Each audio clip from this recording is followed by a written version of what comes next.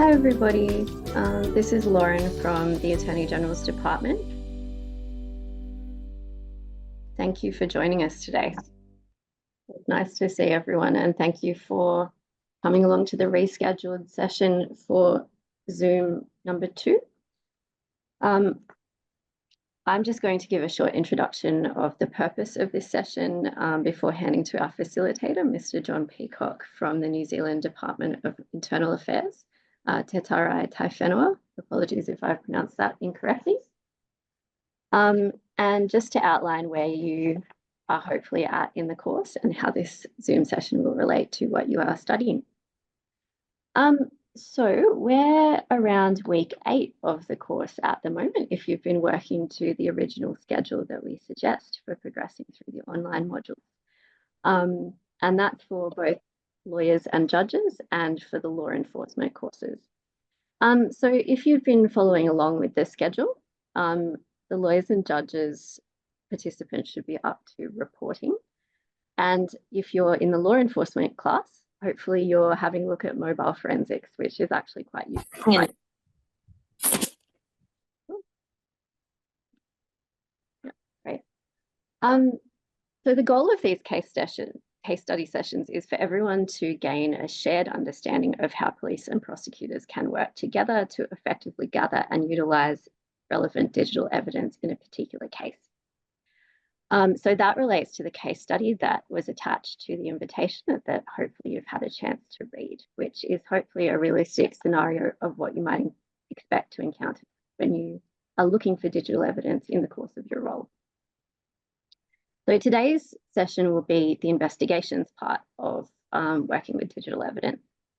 By understanding how the conduct of an investigation bears on the prosecution's case and the admissibility of evidence in the courtroom, we're hoping that this will give you some visibility of the challenges that your colleagues in other law enforcement agencies are dealing with, and to help to identify where more collaboration across agencies can help to uncover and deal with technical issues.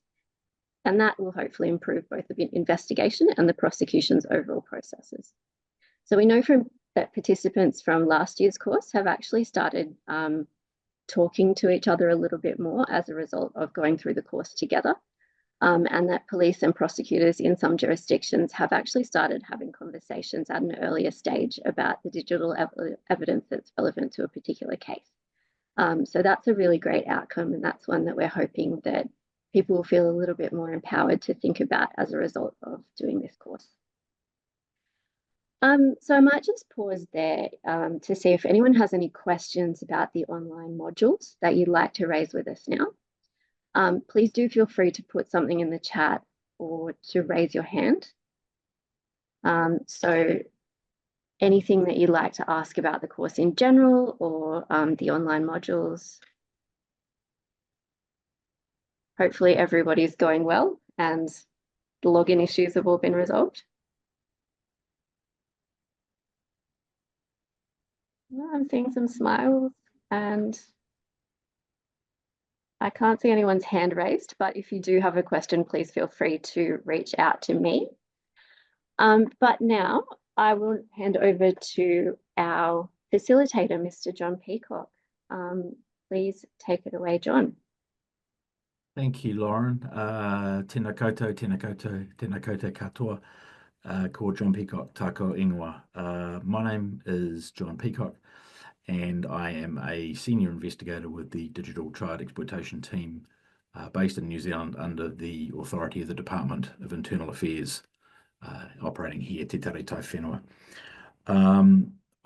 Just as by way of some background, I have been an investigator with the Digital Child Exploitation Team since the late 1990s. So I have been fortunate enough to witness significant change in the way in which investigators and investigatory agencies identify and respond to the challenges of digital evidence and digital investigations. There has been a significant improvements in the way in which law enforcement respond to this issue, and we very much recognise, even though my history has been in the enforcement of online child exploitation, I very keenly recognise that electronic devices are used in all manner of criminal activities and endeavours nowadays, and the digital forensics and digital analysis is a fundamental and essential part of a modern criminal justice system. I want to congratulate you all and recognise you all on your journey so far within the cyber training program. It is incredibly important to develop and keep ahead of the technical challenges that face law enforcement, and it is something that we in our own agency tackle on an ongoing basis. So the fact that you're all here is fantastic, and I really, really commend you for that. There is a wide range of elements to consider when it comes to the value of digital evidence and the importance to our criminal cases. Going back to being able to identify the appropriate devices, being able to seize those in a way and secure those in a way that maintains the integrity of that data, the ways in which we acquire that evidence and the ways in which we analyze and interpret and then ultimately present that information in court. All of those pieces have to be done correctly to achieve the most appropriate outcome, and be able to bring cases before the courts and get successful outcomes. Any failure or errors in any of those steps along the process can jeopardize the success of our cases. So it's really important that we recognize each of these steps in the process that we're going through. And this case study that we have, this scenario that we are going to work through today, I think is a really well thought out, really well constructed exercise to have you thinking about this process. So I would like to encourage you to participate, to connect with your fellow class members. Please feel free at any stage, if you wish, to ask me questions, ask any of the facilitators questions, because we learn way more by interacting than we do by not engaging. I was once told there is no such thing. People say there's no such thing as a dumb question. I think there is, and that is the question that you have that you don't ask. So please, if you do have questions or any issues, please feel free to raise those, and we'll do our best to help you out responding to those. So you will see on screen the background of the scenario. Can I just get confirmation that this is not new to you guys? You've seen this material has been sent to you. Is that the case? Thumbs up, nods. Yep. Okay. So I'll just walk through that. So Maria, who is 15, and Kai, who are 17, both live in Oceania and have been in a relationship for a few months. They met through Kai's friend Bob, who is 18. One day when Bob was hanging out with Kai at his house, Bob downloaded and installed hacking software onto Kai's laptop to capture all of his social media passwords. The software was discreet, so Kai did not notice anything. A few days later, the hacking software sent all of Kai's passwords to Bob's phone, including his Facebook password. Bob's Wi-Fi was down at home, so he went to the library to use one of their computers. He logged into Kai's Facebook and, pretending to be him, messaged Maria asking for nude photos. Maria and Kai had previously exchanged nude pictures of themselves online, so Maria took some photos on her phone and sent them to Kai on Facebook Messenger. Once Bob received the photos on Kai's account, he uploaded them to explicit.com, a website which illegally holds explicit sexual pictures. Explicit.com paid Bob for providing the pictures. To ensure Kai didn't find out what happened, Bob deleted Kai's Facebook account, logged off the library computer, and went home. Maria found out that the pictures were circulating online from a mutual friend and immediately broke up with Kai, who insisted he didn't know anything about them and hadn't shared them any further. Kai tried to log into Facebook to find out what had happened, only to discover his account had been deleted. Noticing that Maria was upset, her parents found out what happened and made a complaint to the police. The police arrested Kai and brought him in for questioning. Further investigation following the interview with Kai uncovers the ISP address of the library computer, which was used to upload the photos. Further inquiries at the library led police to Bob.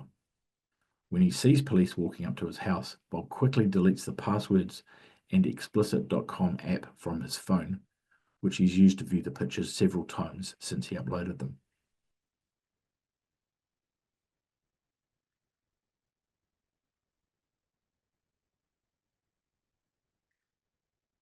So just as a little bit of a check in with that, just to see how what our understandings are of that scenario as we stand so far. I just wonder, can we go through process and just identify from that what sort of devices we are most likely. Sorry, apologies, Lauren. Before we jump into this warm-up exercise, Peter, can I ask you just to do a quick introduction of yourself where people can see you there, but rudely did not introduce you. So over to you, Peter. Not a problem. Thanks, John. G'day, everyone. My name's Peter Hancox, and I'm from the Australian Federal Police. My background, joined the AFP in 2006, and I have about 16, 17 years experience in digital forensics. I was also based in Indonesia for 4 years between 2018 and 2022, doing digital forensics work in Southeast Asia and across Asia as well. I now, for the last 2 years, lead our international forensic engagement team, but I'm still very much involved in all things that we do in digital forensics across our command. So I do a lot of work with partners in the Pacific, particularly through the Pacific Forensic Working Group. And my input today to assist John off to the side will just be to provide some expert experience and advice in that digital forensic space.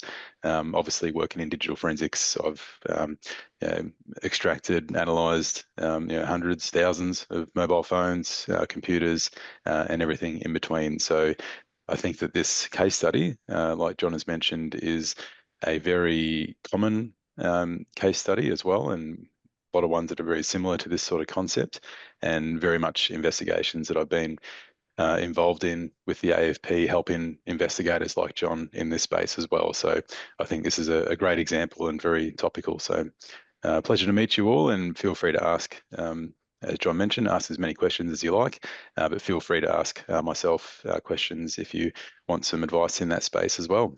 And good luck for the rest of the session, John. Perfect. Thank you, Peter. Appreciate that. Pleasure. So just before we go into this, just a couple of little check-ins. So can somebody tell me who are the key characters from the scenario that we've seen so far?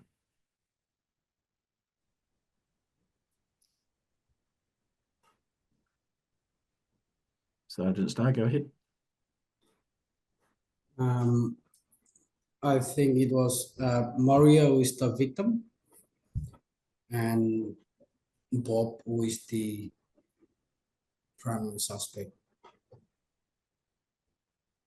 Very good. Anybody else that we think we might want to consider as being involved in, certainly someone to talk to?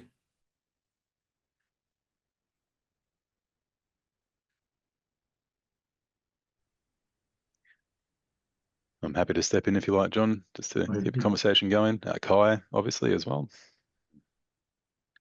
Yep. I think So Anna is also unmuted. Sorry. Anna, did you want to say anything?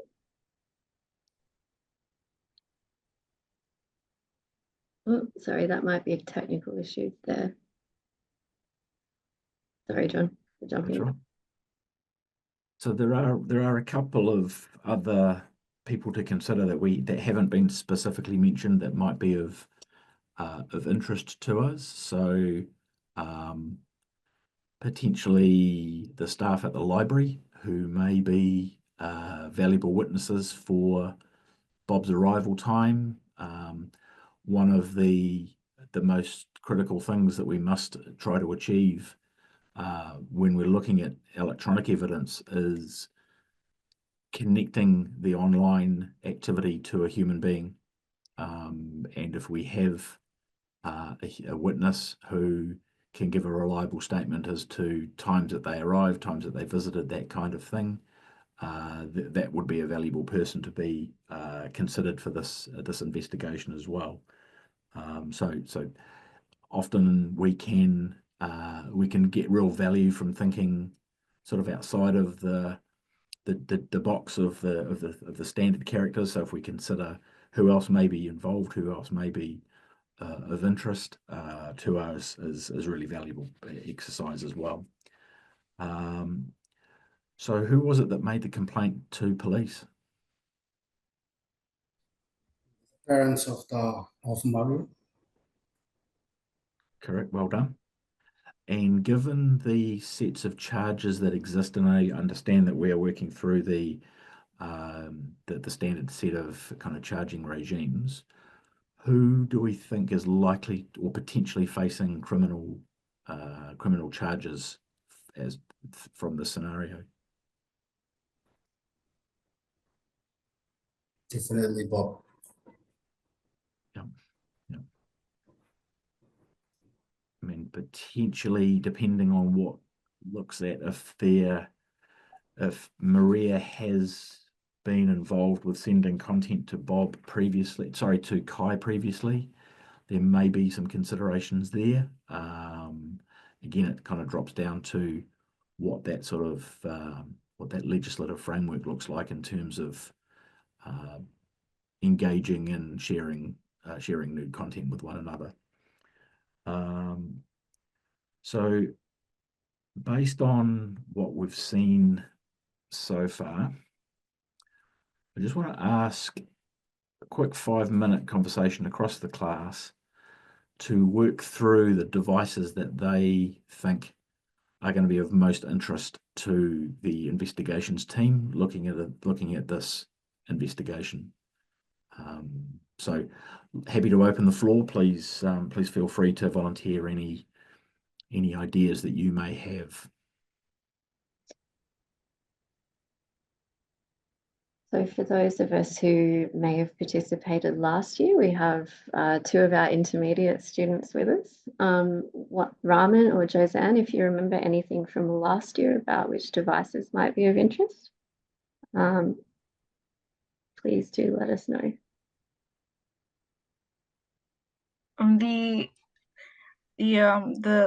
The CCTV camera, which also captures the Bob being present in the library at the time of the pictures being leaked online. Another good piece of evidence would be the library user logs as well. Yep. Yeah, definitely. Thank you. Does anybody have any as well other? As Bob's. Sorry, Josanne, go ahead. Yeah, as well as Bob's phone. Mm-hmm. Yeah.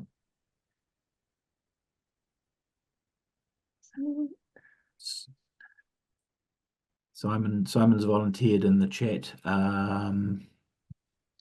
What have we got? Simon Chand has said Kai's laptop to check for the hacking software. Perfect, Simon. Well done. Can anybody think of anything else? Possibly any devices that were used as the source of the material? Does anyone have a relevant phone, for instance?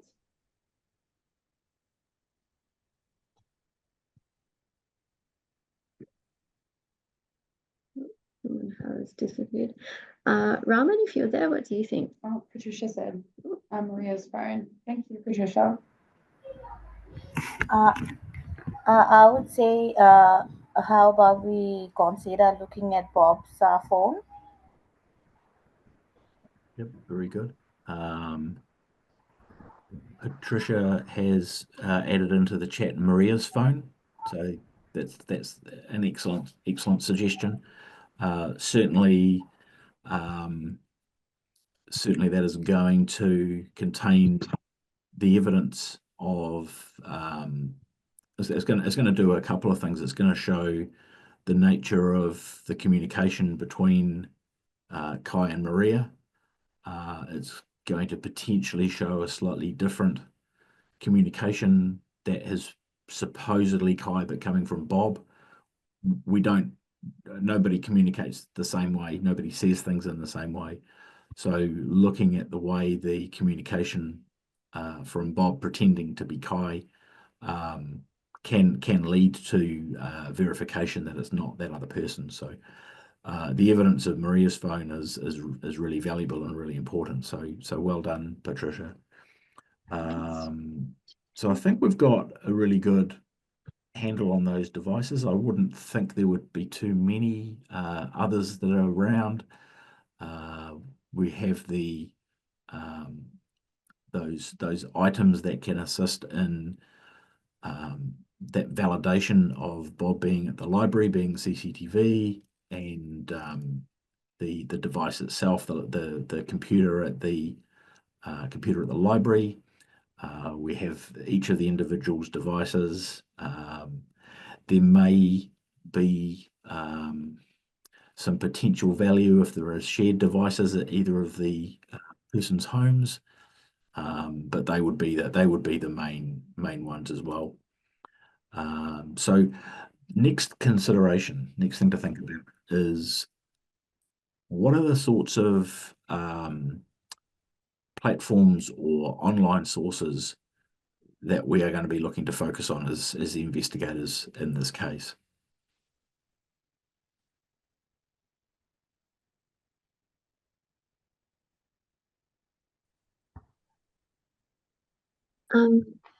John, I think we have a relevant suggestion from Simon in the chat. I just saw that come through. So Simon Chand has put in bank details as well can be checked, as the site explicit.com paid Bob for providing the pictures. So one of the things that we can get to focused on devices. One of the common sayings in law enforcement is to follow the money. Banks are very good nowadays at recording and documenting and providing evidence of transactions. So Simon, that's a really good suggestion. So follow that money is a great approach. So bank details is a very good suggestion. Does anybody else can anybody else consider any other online digital platforms that may have been used that might be of value to us?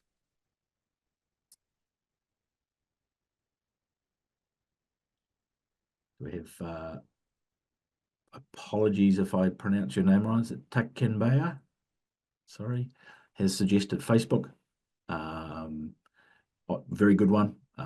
They have some very well established relationships and liaison points with law enforcement. So Facebook's a very good place to start.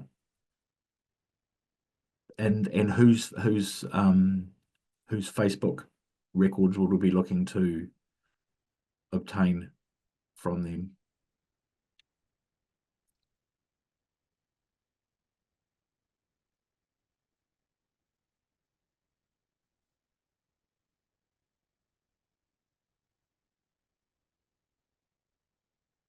Very good. Yep, Kai's Facebook account in the chat. I would be also looking for the basic subscriber information for both Maria's and Kai's Facebook account, because with that information you will receive the records of the login events. So you will see a normal pattern of behavior. So for example, for Kai, you will see the logins through his mobile device or home Wi-Fi, whatever it might be. And then there will be the change of logging into the library, and that will give you a date and timestamp of that recording of that electronic action. So, yep, both of those sets of records the messenger artifacts as well. So the recording of that conversation, if that exists through Facebook. Are there any other suggestions that we might have for some sources for online evidence at this stage?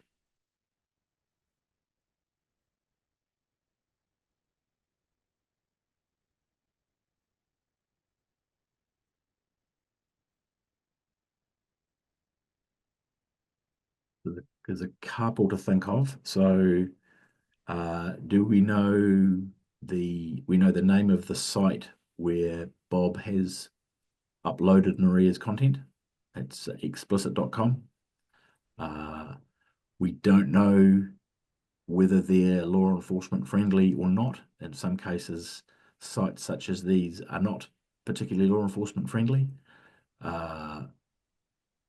Do we know until we ask? No, we don't. So it's worth trying and worth reaching out.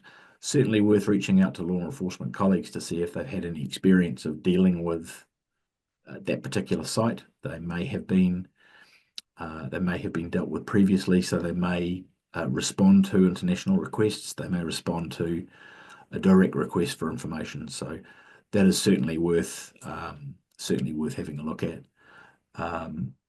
The other platform to consider is the place from which Bob obtained the hacking software. Those websites are run and hosted somewhere, so it may well be that they have the ability to provide records, provide logs. Again, it would likely to be an international request for information, but again, well worth making the request to that platform.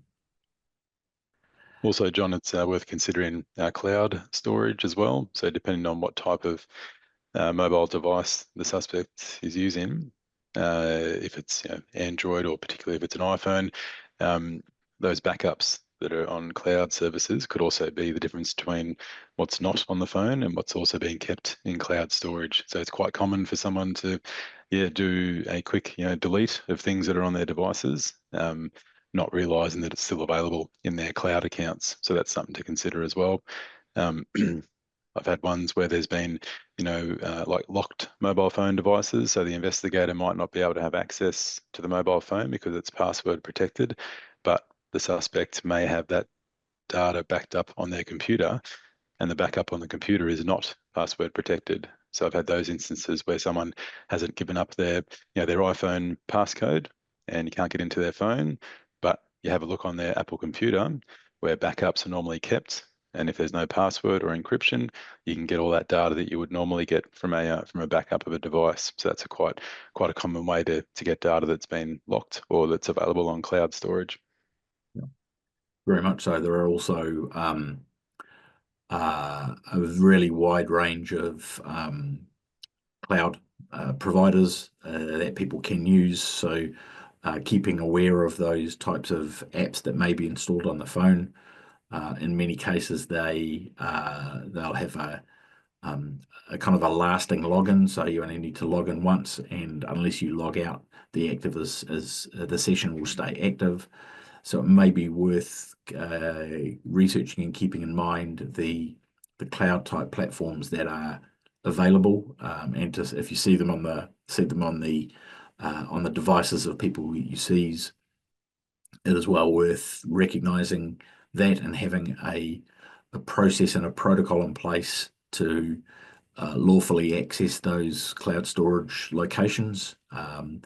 In many cases, we use a consent to take over the accounts. So where the person that we are dealing with is cooperative and they hand over the authority to access those accounts, we have lawful authority to go through and secure what evidence is on there. So that's certainly something to consider as well. So that's a really valuable source of information. Thanks, Peter. So we've looked at the devices and platforms. What we're going to look at now is consider the charges that we may be considering for this scenario. So we've had a look at what's happened. We've looked at who's involved. So what I want to do now is to just move into the thinking space around what specific charges we would look to have and the type of information from each of the devices that we would need to support that. So what we'll do is in previous versions of this, we've gone into separate breakout rooms.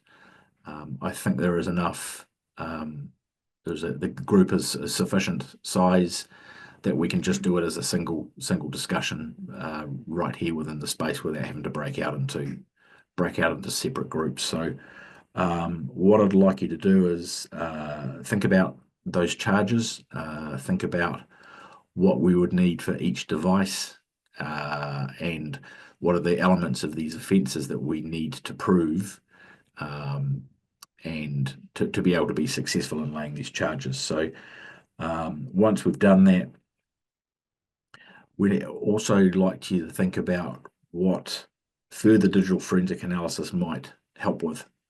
So is there information on the cloud, as we've mentioned, or would we need to extract further information from the devices? So the last thing is coming back to fundamentals of policing and law enforcement is what are the chain of custody issues that we need to consider when we are dealing with this electronic digital evidence. So yeah, so if we could have maybe we'll have a 5-minute session, and please let's have a conversation about what these things we would want to be looking. So if we start off with Bob's device, so what charge would we get out of, well, in relation to Bob's device? What sort of charges would we be looking at for that?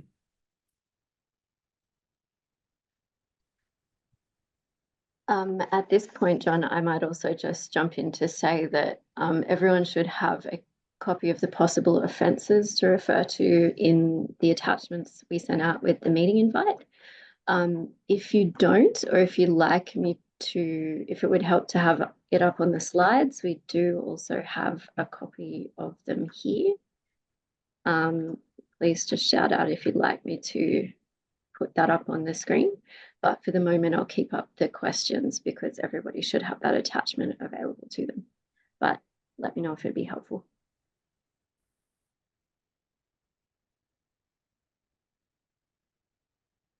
So just opening, happy to open the floor.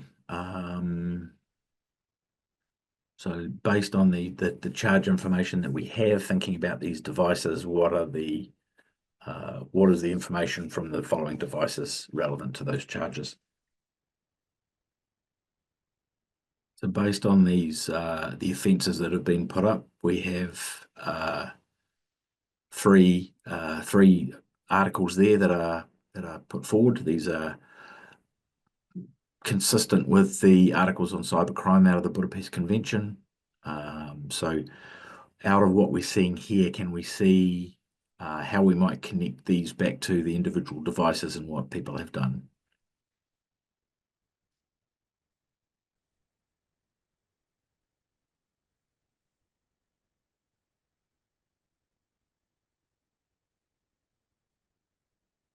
For example, does anyone think that Article 2 might be relevant to any of the conduct that has been mentioned in the case study?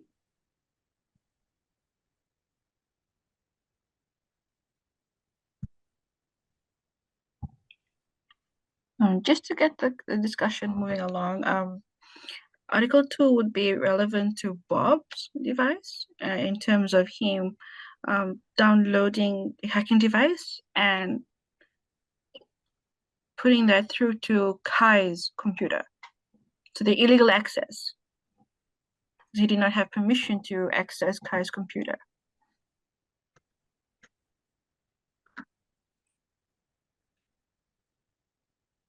exactly right. Thank you, Josiane. I think one of the important points that you've raised, and important points that is referenced in these articles, is the element of right. And all the way through these, it talks about without right.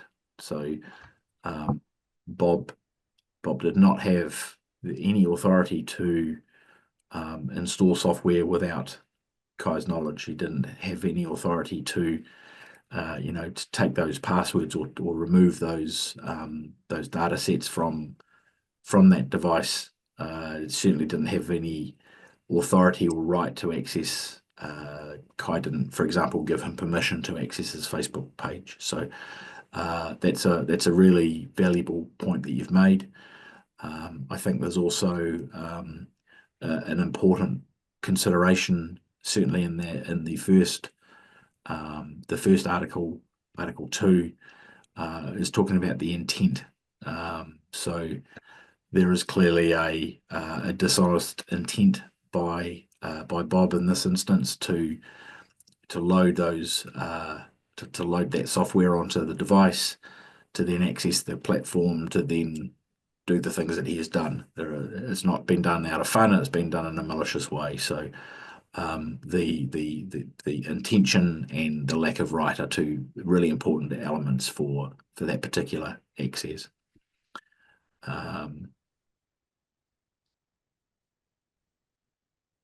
Data without right again. So Article 4 is a potentially an element here, because they have engaged with alteration of computer data, again without the right of that owner. They've misused the device, so potentially potentially there is a range of offences under these articles that have been committed. So if we think about Kai's device, are there any elements? And I think, Lauren, if we could just pop onto the second set of articles. Yep. Here is another set of articles that are relevant here. Can we consider any other devices or any other actions that have taken place that might fall under these two additional articles?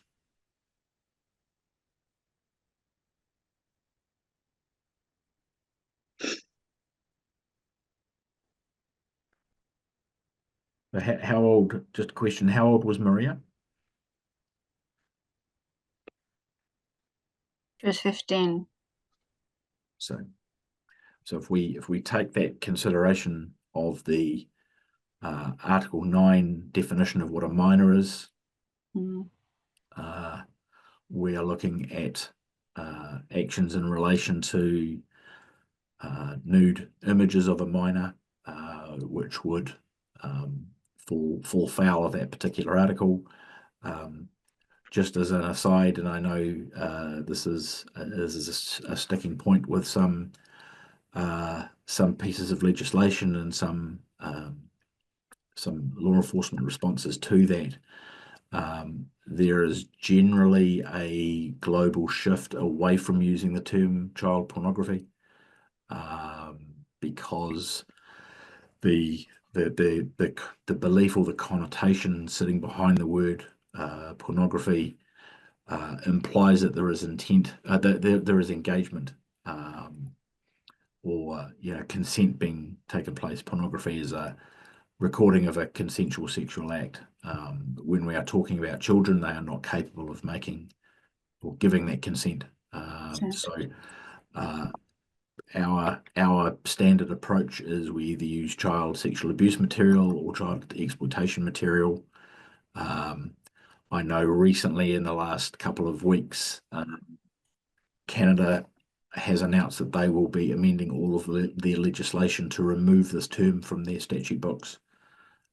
There is a concerted campaign in the United States to do the same. So certainly in New Zealand, there is no reference to that particular term there. So just something to bear in mind in relation to, we know words have power, we know words have strength. So just the way we use that term and in relation to certainly dealing with victims, particularly, we would be very careful about the language that we use when we deal with this situation. So based on that, there are a couple of potential opportunities, or a couple of offence profiles taking place under that particular article. So which devices do we think would be of interest to us, certainly under that article?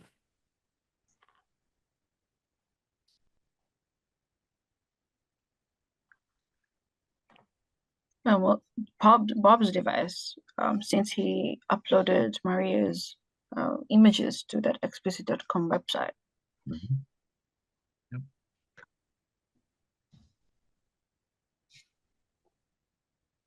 Are there any other ones that we might be evidence, but we might not necessarily think about charging those people?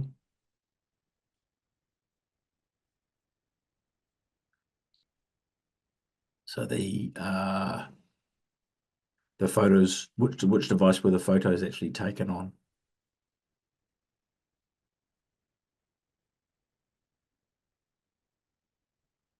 Let's just go back to the case study there, Sure. so we can have a look there.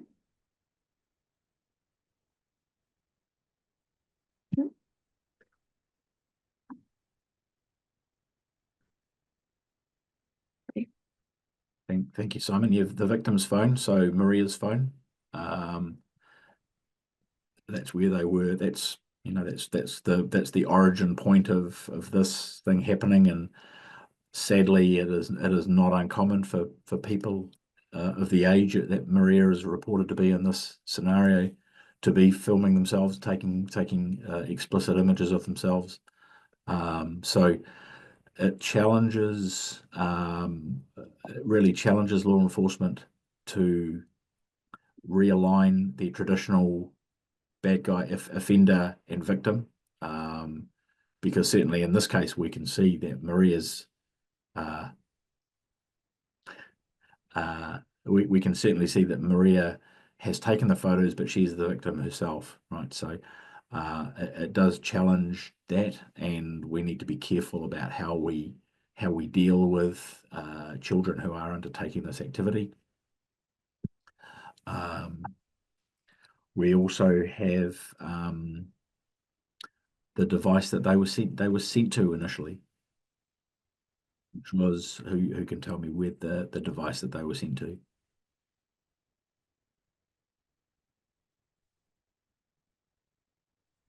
Who did Maria originally send them to?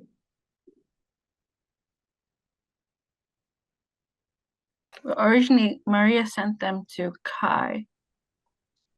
Yeah, very good. So that's the online.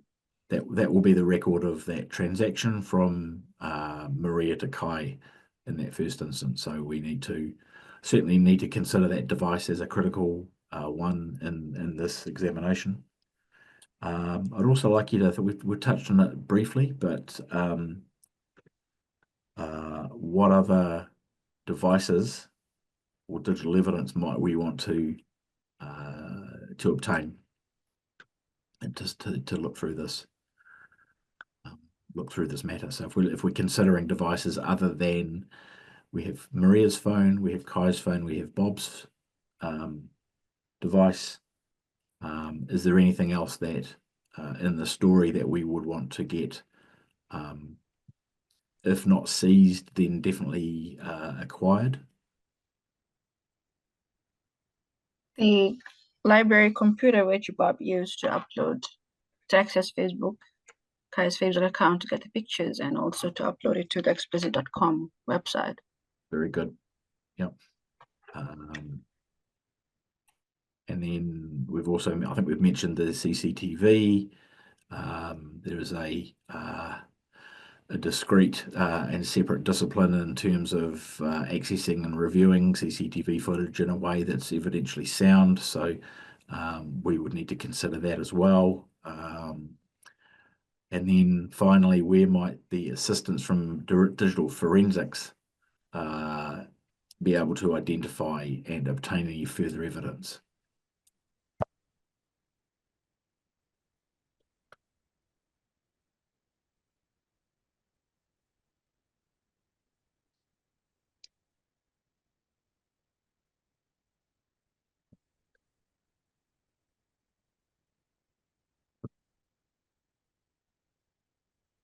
We've touched on a couple of those. We've touched on the platforms. We've got the devices. We have potentially witness statements. We've got CCTV footage. How about the providers that these individuals have used? So either the mobile phone providers or the internet service providers that have been used. We certainly have one for the library. Again, they will be able to provide some data. Each of the individuals will have been connected to an internet provider, either through the mobile device or through Wi-Fi, for example. So each of those providers will have sets of evidence around that activity and that behaviour. So they are also really valuable sources of information to consider as well.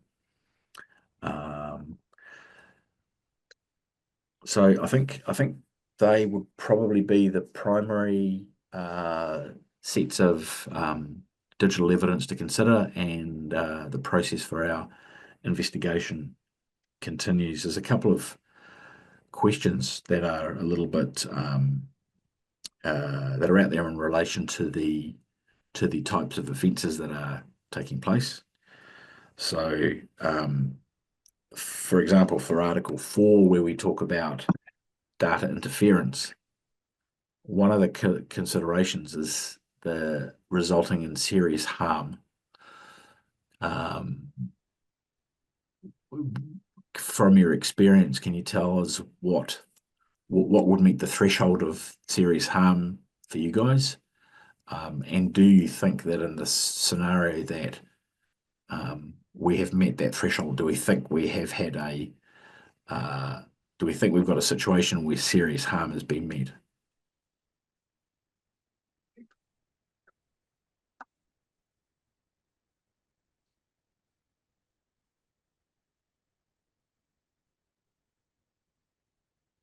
What do we think?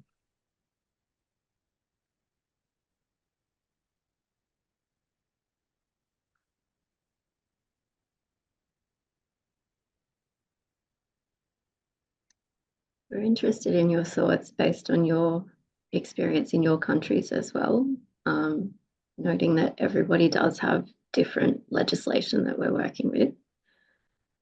But just to sort of touch on and remind everyone what the consequences have been.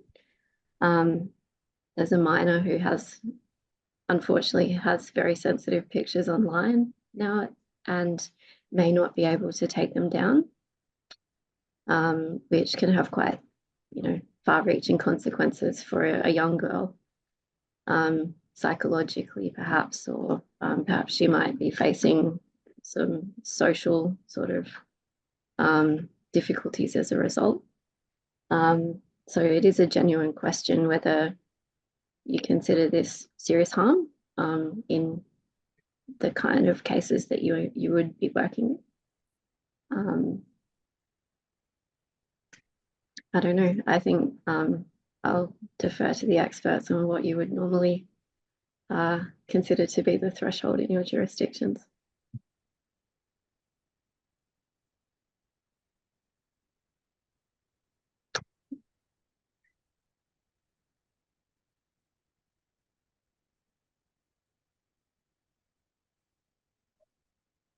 I know there have been, certainly in New Zealand, there have been a number of cases that have worked through what the threshold of serious harm is. And there is a very well regarded view that having your intimate images taken without authority and shared, it does carry that very high harm.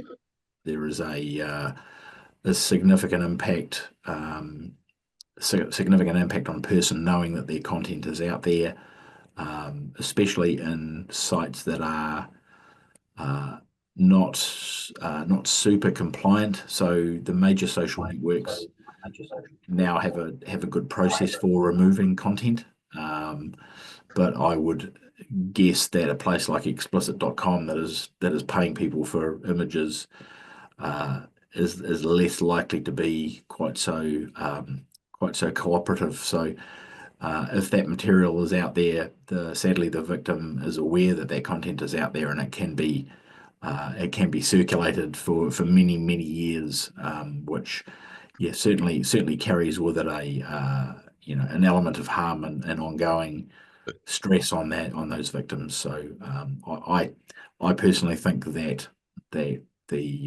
threshold in Article 4 has clearly been met. Simon has mentioned that the 2021 Cybercrime Act in Fiji covers unauthorized access to computer systems.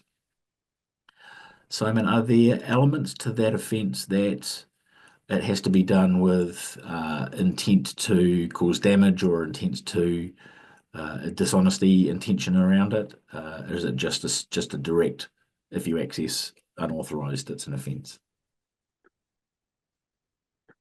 Unfortunately, I think Simon has had to. Oh, it looks like he's leave. dropped off. Yeah. Yeah. Okay, so let's press on. So we've had a look at those articles and those offences. So the next question we want to have a look at is through the there's been a development.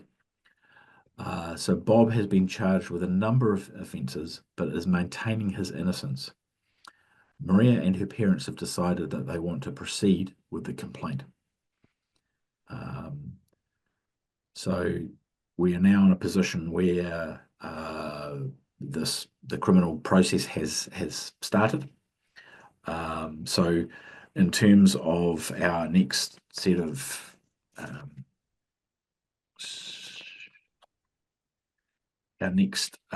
sessions, so through the devices, we're looking at that first question. So the second set of devices, so breakout 2, we had a look at those charges. So let's discuss there is a brief of evidence that's been provided, and we want to consider, based on what we have so far, whether or not the evidence we have connects Bob to the elements of the charge. How might the defence challenge each of those charges? If that's the case, what is missing? What do we need to add in, or we need to improve? Are there any elements where further digital analysis could be helpful? And thinking in a wider context, what domestic, local, international, or industry partners would we want to work with to get preservation requests and information requests? So I think if we have happy to open the floor for a conversation for those questions. What do we think? What do we need to prove to make sure that Bob is connected to these sets of offences? So if we are looking at, so let's consider Article 2, illegal access to any part, to whole or any part of a computer system. If we are looking to charge Bob for that particular offence, what do we think we have sufficient evidence to sustain that and to make clearly connect Bob to that offending activity at this stage?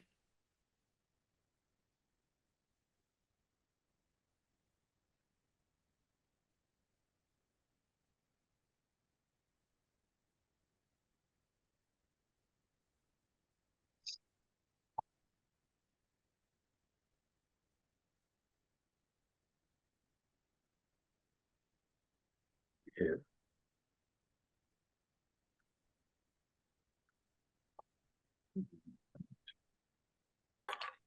I would say we have more than enough evidence in terms of the laptop, Kai's laptop, the mobile devices of both Maria and Bob, the library user logs, as well as the CCTV footage. Putting it all together, that does link Bob to the distribution of the intimate images of Maria, which relates to Article 9. Mm-hmm. Yeah, very good. Thank you for that. If we were, so I think the question that we have is, we've got a really solid, I think we've got a very solid connection to Bob being in the library, using the computer, and then whatever activity takes place there. Do we think there is anything more that we might need to verify that he was responsible for installing the software on Kai's computer?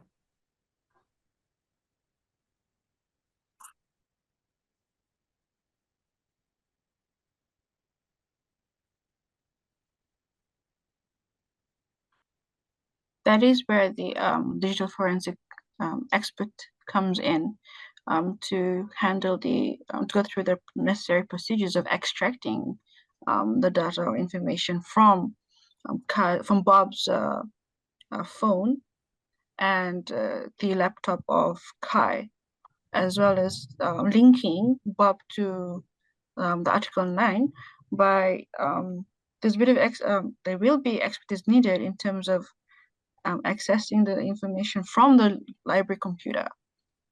As we know, it was uploaded to a site. So expertise would be needed as well in terms of tracing the steps of Bob leading up to that website. And like I think Simon or someone had said earlier about that website being payment being done to Bob for the provision of those photographs. So yes, a bit of more for further investigation into that bit in terms of trying to make a stronger linking all the evidences, as well as the uploading of the images to the website. Yeah, very well said. As I said earlier on, the most challenging aspect of any cyber-related crime or cyber-facilitated crime is putting a person at the keyboard responsible for that. So there will be forensic artifacts on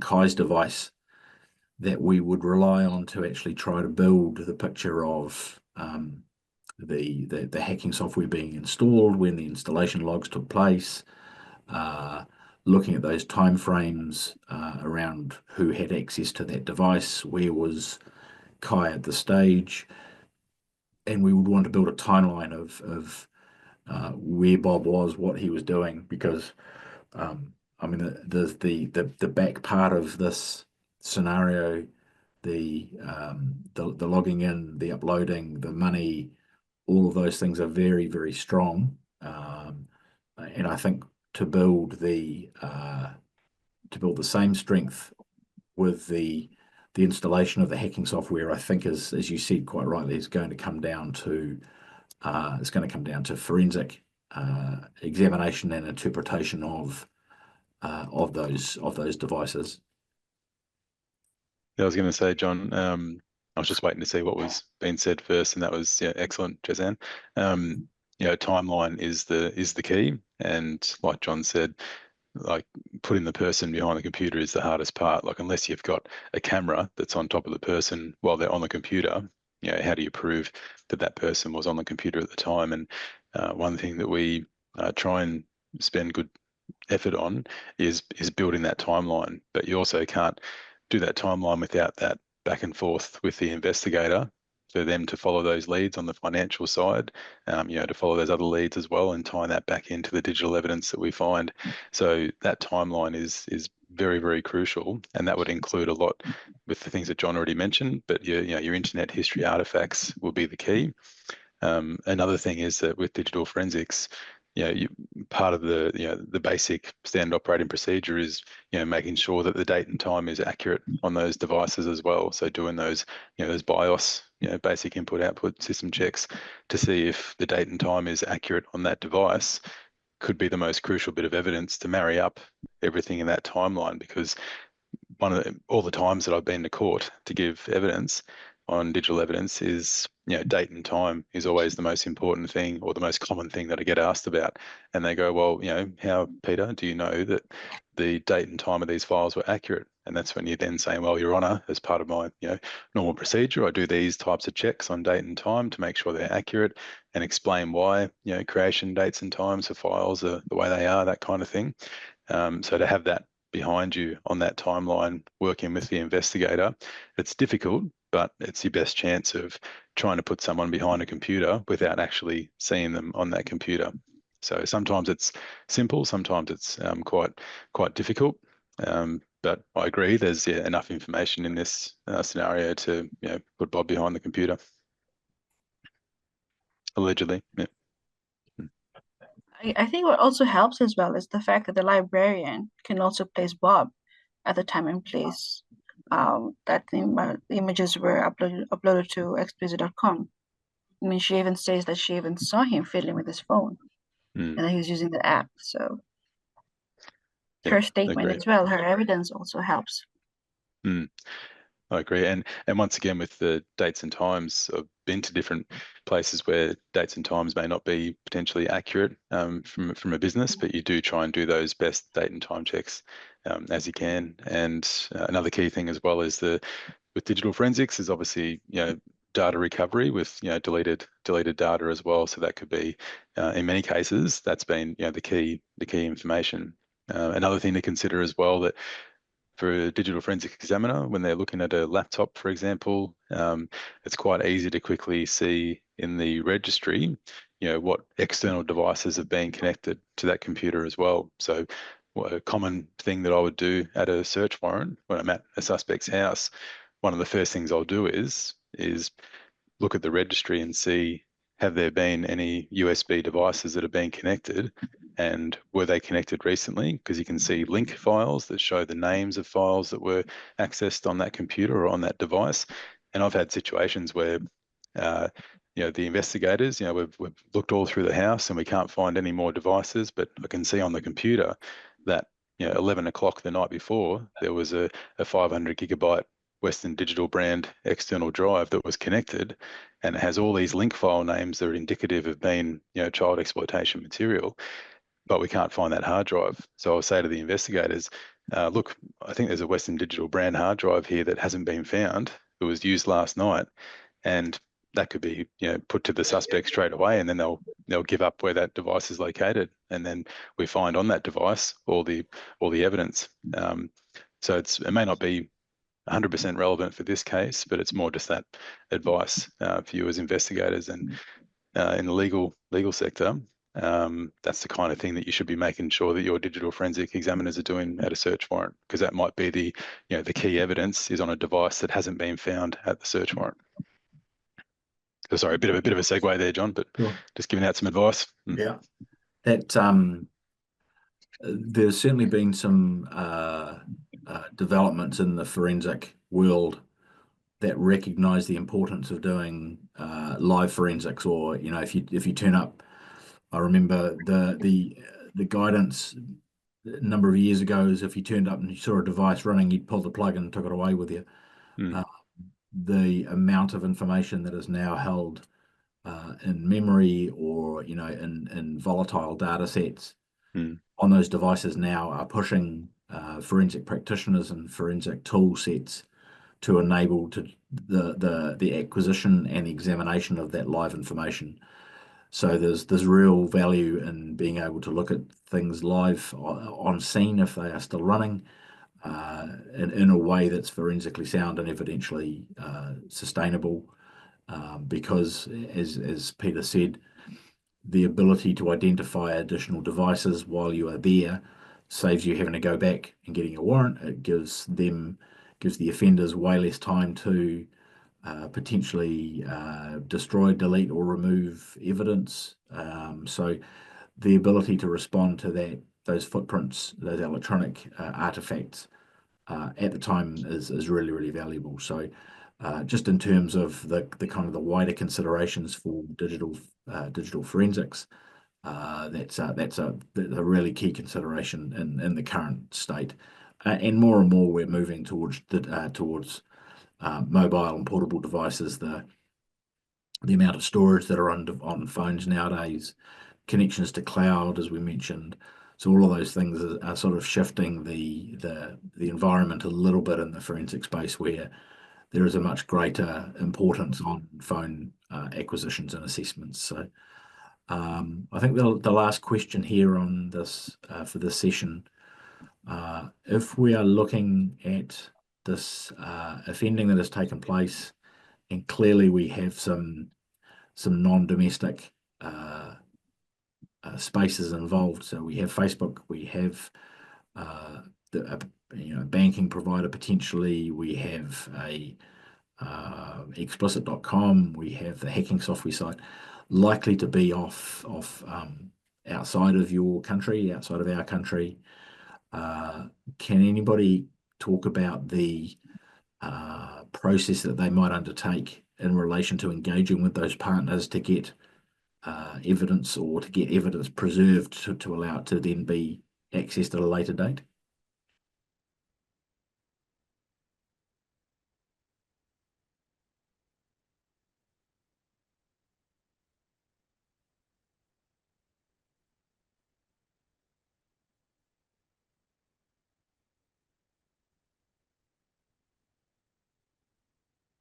I know our good friends in the AFP have some very well established networks and connection points all the way across Pacific nations, and if they, I'm sure they can assist, or they can certainly put nations in contact with the right processes to get this information in a way that is going to be evidentially sound and able to be used in this court hearing.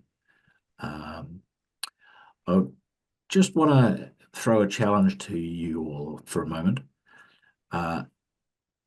If you are thinking about this, and one of the when I'm preparing my cases, I always look at the case that I'm presenting as if I was a defense lawyer, and I always try to find out or think about how would a defense lawyer attack my case.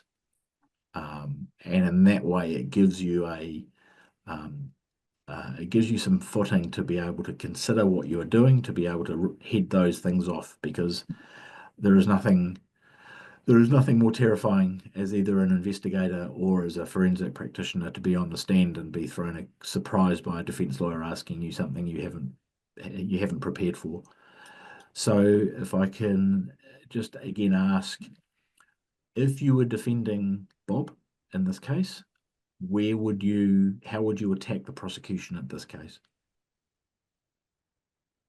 I might just take it back to the case study so people can sift through the facts.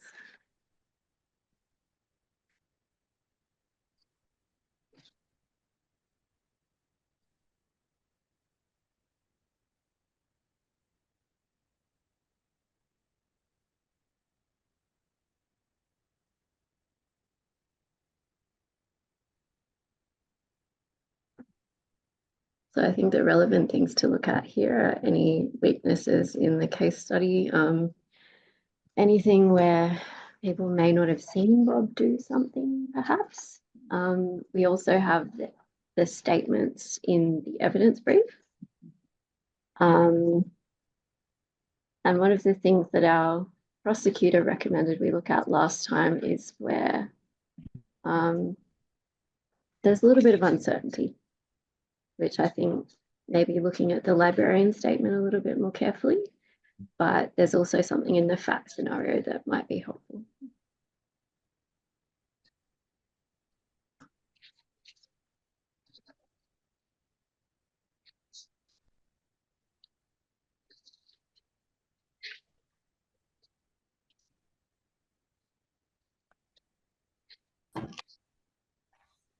Well, from my experience in dealing with devices, evidential devices in evidence, common a common attack by defense counsels is if it's a mobile phone, then password and is password protected. Defense counsels challenge the search warrant. They may challenge the search warrant on the basis that your search warrant lists the seizure of the particular item, but it does not compel the particular suspect to give their password. I mean, that's one of the challenges that could be faced in the scenario in terms of Bob's mobile phone or even his laptop, because how else would he have installed the hacking software onto Kai's laptop? Yeah, very good. That's I think that's something that most jurisdictions struggle with is how if somebody's non-cooperative, how do you get access to their devices for evidential assessments? So I know there are some legislative tools that exist in terms of failing to provide assistance or failing to provide passwords, but generally they fall well short of the offences in relation to the child exploitation offences that we have. If I was wanting to pick at this, I think I'd probably be trying to cast doubt on what Kai was up to, because clearly he's friends with Bob, and this was something that he, how do you prove that he didn't have the right to do this? They were hanging out together. They were obviously sharing a device. Bob was using Kai's laptop. How do you know that it was Bob, not Kai, that did this? So this is again where we come back to these forensic footprints. It might be challenging to go down the line of putting a particular set of hands on the keyboard. But again, that would be one of the things that I would that would be slightly challenging, I think, for us. All you are relying on is Bob's statement, Kai's statement to say it wasn't me. Then you potentially end up in what's called a he said in this case, two people denying something ever happening. So it does cast a bit of a shadow in terms of that particular element. Can anybody think what might be somewhat problematic about the librarian's evidence? Is there anything that they can see in that part of the scenario that might be concerning, or that might have some holes in it?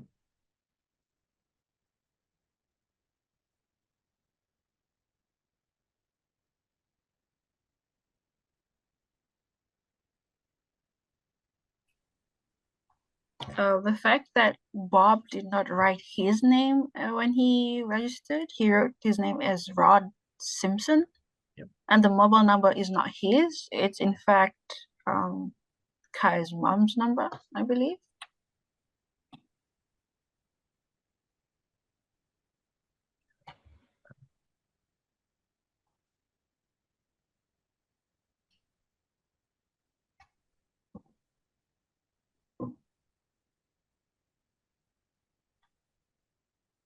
So just to put his Bob's mother's phone number as the in the library log. So I mean that's interesting. I guess it's a bit of circumstantial connection. Again, it's not as solid, not a super solid connection.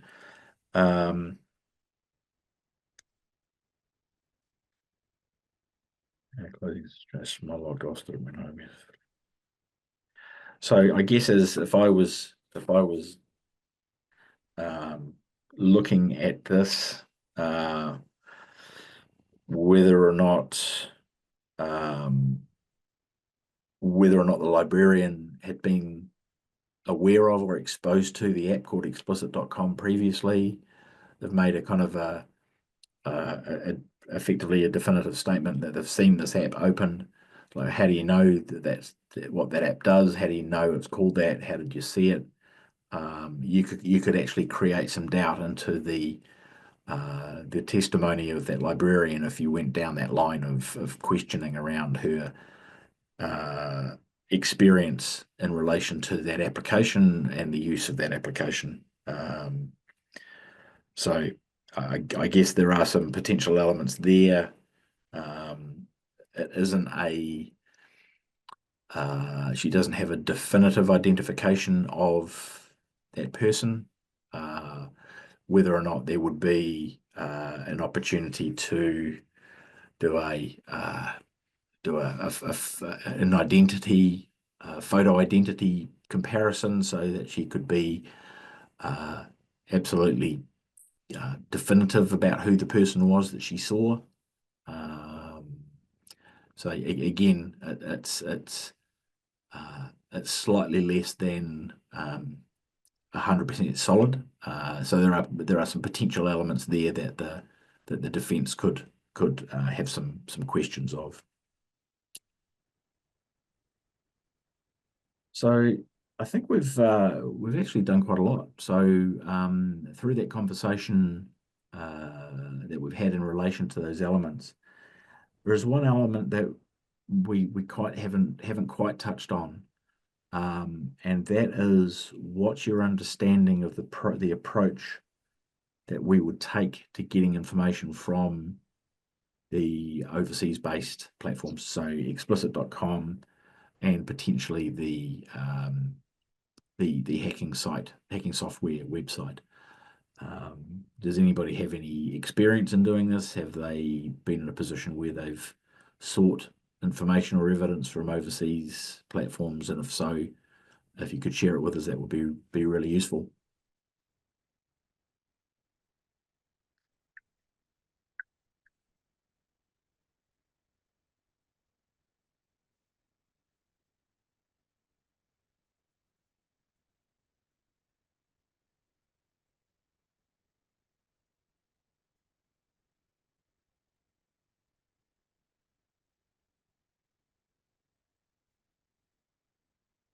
I think a really valuable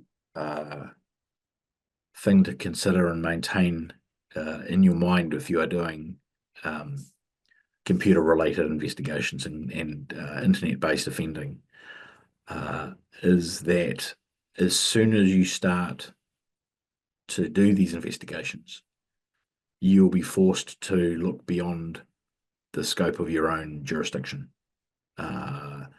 It is really important to, as Lauren mentioned, as a byproduct of this training, is not only developing your own skill sets, it develops a network of people who work in this field as well. The strength and value of those networks can't be underestimated, because I think it's fair to say that this is unique in this investigations and law enforcement, that the degree of cooperation that happens almost at an informal level is very, very high. So recognizing that this is not just something that is happening in my jurisdiction, the evidence goes beyond boundaries and beyond jurisdictions. So we must challenge ourselves to think about how we transcend those traditional policing restrictions to get the best outcomes that we can. I think one point that we should also consider from this scenario is Maria, is the victim. How do we make sure that she's okay? Because clearly she has been subjected to a pretty rough ordeal, pretty horrific ordeal for her.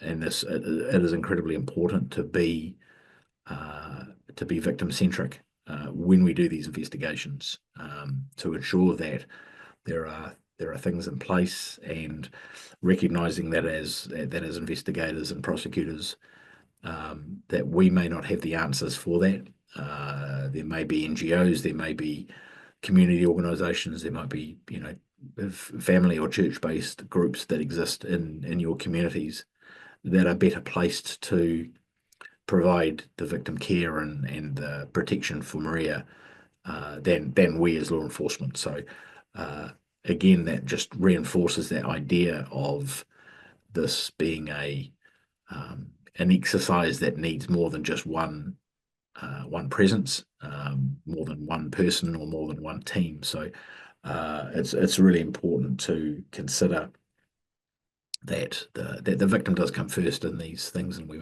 need to make sure that they are well looked after and well supported, so they can be they can go on to live you know, happy, productive lives, getting through this incident that they've had. So look, I think at this point we've gone through the scenario, we've gone through the questions.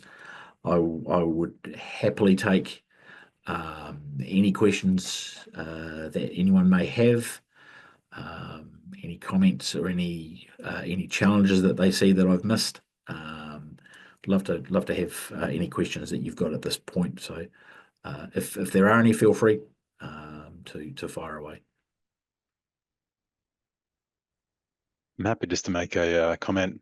I don't know if it's been brought up in other sessions, but we've spoken a bit today about the you know, mutual assistance requests and reaching out to ISPs and different social media platforms. One thing to be aware of, if it hasn't been raised before, is that when you do those reach outs to, you know, Meta, for example, or for, you know, to do with Facebook and WhatsApp and other platforms and Snapchat, you can't really submit those requests, or it's recommended not to submit those requests with like a Gmail account or like a Yahoo account.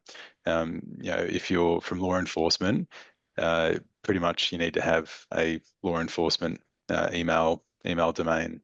So it's, I know not all countries or law enforcement agencies in the Pacific have a law enforcement account or an email account. Like some countries use Gmail or another web-based email provider. So it's something to consider when you do put those requests in. A lot of the time, those social media platforms or those organisations won't accept requests from law enforcement if they're not from a law enforcement you know, email account. So just something to consider. If I have time, I'll just quickly screen share just a really good resource that I always showed people in different countries that I've provided different training to, whether it was for digital forensics or open source intelligence training. I don't know if you've heard of this one called search.org. I'll just quickly share. Yeah, cool, perfect. So this website, search.org, it's a non-for-profit organisation that runs this, and it's former law enforcement, different government agencies. But the point is, they wanted to create a well, there's lots of things that are on this website, but one of the key things here, when you go up the top here to resources, if you just hover on the resources link, you can see ISP list and law enforcement guides. So with this link, there's actually a pretty cool toolbar that you can install that sort of floats on your screen as well, which has these other links. But this ISP list and law enforcement guides, and this is more for the prosecutors and investigators as opposed to the DF members. But when we scroll down here, there's a simple drop-down box. And on this drop-down box, there's, you know, hundreds, maybe a few thousand different companies that are on there, ranging from Amazon to Meta and Facebook and everything in between, different telcos. A lot of it is American-based, but importantly, it includes a lot of the, you know, popular social media platforms. So, you know, for example, if you wanted to do a reach out for Facebook, you know, you'd be looking, let's bring this up here again. You'd be going to, you know, looking for Meta. And then, you know, here it'll give you that link to go to the law enforcement portal. So for this one here, you can see it's facebook.com/records. This is obviously a popular one that most people are, you know, probably aware of, but a good one to start with. But here, this is where you submit on behalf of your agency your request to Facebook in regards to an account. Now, obviously, you need the account, the account ID and some other information. Another thing to be aware of is that when you do submit these requests, they do look at the severity of the crime or the offence. If it's a simple burglary of some sort, or something related to that, or crime type, it may have a low priority. But if it's a threat to life or something to do with harm to someone, that'll get prioritised much quicker. So this is one way to do those reach outs to social media platforms. Once again, in your region, you have the AFP and other agencies that can have that quicker reach in potentially to these providers. But this is where you can go to here for search.org to try and get access to the portals to make these requests. You could also do WhatsApp, for example. So it could be something to do with WhatsApp. Once again, it should bring up here's the link here.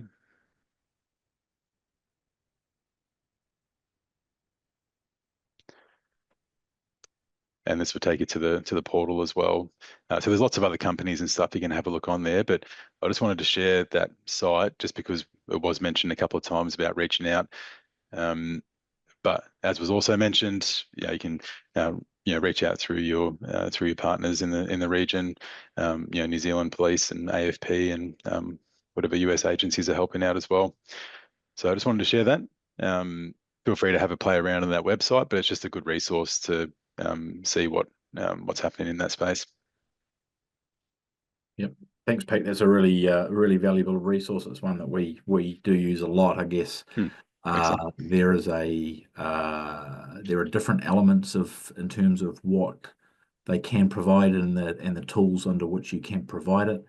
So, for example, with Meta and Facebook, they can provide account records under a request. But if you're looking for content, so full chat messages and all the photos that have been posted to an account, they require a higher level of authority, so a search warrant or mutual legal assistance treaty request. So there are different thresholds of what's available. The other thing to consider is before you send any requests to a platform, it's important to know whether or not they disclose those requests. I know there are some platforms in the USA that actually notify the account if they've been sent a search warrant or a subpoena asking for information. So it's important to understand if they do that, if that's their practice, and if it is their practice, to make sure that anything that you send has a note in there to not disclose, has some sort of prevention of that disclosure to take place, because we know how easy it is to destroy, delete, remove evidence based on some sort of notification. So just a little element to consider there. So look, I just wanted to wrap things up and say thank you for your engagement. Thank you for your participation. Good luck with the rest of the training. Good luck with setting up your networks and working through this crime space. And Lauren will have any contact details of mine. So if you wish to reach out, if you have any questions or anything you would like to follow up on, please, I'd welcome any questions that you might have. So Lauren, I'm happy to hand back to you to put that poll into place and to wrap things up for the day. Thanks, John, and thank you so much for facilitating this session. It has been, I think, a really detailed and interesting discussion, and I hope everybody found it useful. And thanks to Peter as well for your contributions, because I think that search.org resource will be a particularly good one for people to bear in mind. And if I can just add a little bit of a plug for PILON resources as well. PILON does have a mutual legal assistance handbook, which is available on the website. So if you would like to get a sense of how the broader process for making mutual assistance requests between countries works, please do download or take a look at that textbook, because it is also a good resource to bear in mind for future work that you may do. I'd just like to say thank you very much on behalf of PILON for joining today's Zoom session. We apologise that it had to be rescheduled, but we hope that it was nevertheless very enjoyable. And please bear in mind that the next Zoom session will be in 2 weeks' time on Friday, the 8th of November, and that session will focus on prosecutions. So of particular interest to our lawyers and judges participants, but with the same goal of encouraging everybody to understand each other's challenges and priorities when working with digital evidence. So thanks all, and we will see you online in the next few days.